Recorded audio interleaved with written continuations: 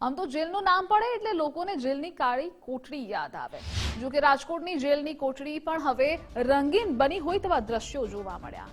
સૌરાષ્ટ્રની સૌથી મોટી ગણાતી રાજકોટ મધ્યસ્થ જેલમાં મિશન સ્માર્ટ સિટી ટ્રસ્ટ દ્વારા નવતર પ્રયોગ કરવામાં આવ્યો। જેલની દિવાલો પર 95 જેટલા ચિત્રકારોએ ભીત ચિત્રો કંડાર્યા। વિવિધ ચિત્રો દોરી જેલની વિવિધ દિવાલોને રંગવામાં આવી।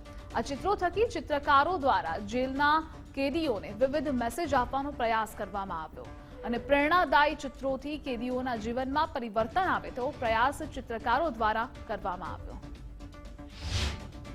જેલ નથી પણ સુધારાત્મક ગૃહ છે, તો અહીંયા આવીને માણસને નવી પ્રેરણા મળે, નવો સંદેશ મળે અને અહીંથી જ્યારે એ બહાર જાય તો સારો નાગરિક બને। એની માટે અમે પ્રેરણાદાયી ચિત્ર અહીંયા બનાવવા માટેનું એક કાર્યક્રમ હાથ ધર્યો છે, જેમાં ચિત્રનગરીનો અમને સહકાર મળેલ છે।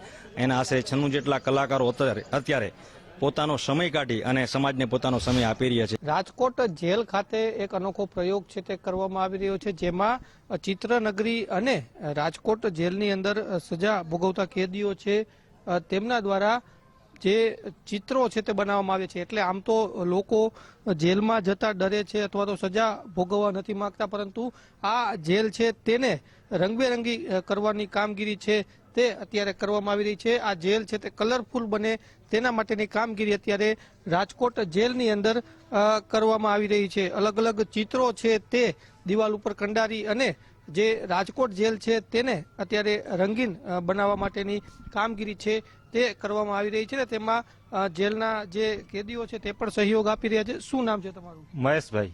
મહેશભાઈ, કઈ કઈ પ્રકારના ચિત્રો આજે બનાવવામાં આવશે જેલની અંદર? આજે ઘણી પ્રકારના આવશે ચિત્ર બનાવવામાં જેલમાં।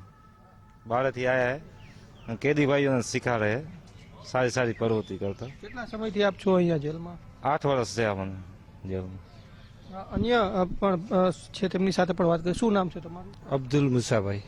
અબ્દુલભાઈ, કઈ કઈ પ્રકારના ચિત્રો દોરવામાં આવી રહ્યા? બહુ સારા, બહુ મસ્ત ચિત્રો દોરે છે રહ્યા અને અમે કેદી ભાઈઓ પણ સાથે રહીને અમને પણ સલાહ આપે ને અમે પણ દોરીએ છીએ, મદદરૂપી થઈએ છીએ રહ્યા। બહુ સારી કામ। કેટલા સમયથી આપ છો અહીંયા? મને અહીંયા 12 વર્ષ થઈ ગયા છે। ચોક્કસ, તો અલગ અલગ કેદીઓ છે તેમના દ્વારા પણ આ ચિત્રની અંદર સહયોગ છે તે આપવામાં આવી રહ્યો છે અને સાથે જ જે ચિત્રનગરી છે તેમના જે સાથે જોડાયેલા છે તેઓ પણ આ ચિત્રો છે તે બનાવી રહ્યા છે। તેમની સાથે પણ આપણે વાત કરીશું। કઈ પ્રકારનું ચિત્ર આપ દોરી રહ્યા છો?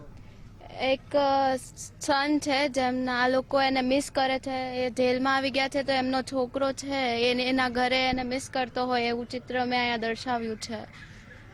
ચોક્કસ, તો અલગ અલગ સજા છે તે આ કેદીઓ ભોગવતા હોય છે, પરંતુ જે કેદીઓ છે તેમને પ્રેરણા મળે અને ભવિષ્યમાં તેઓ આ ગુનેગારી તરફ ન ધકેલાય અને તેમનામાં જાગૃતિ આવે એ પ્રકારના અલગ અલગ ચિત્રો આજે જે રાજકોટની જે પોપટપરા ખાતેની જેલ છે ત્યાં કંડારવામાં આવી રહ્યા છે। કેમેરા પર્સન કિશોર વાડોલિયા સાથે ગૌતમ ભેળા, ગુજરાત ફર્સ્ટ, રાજકોટ।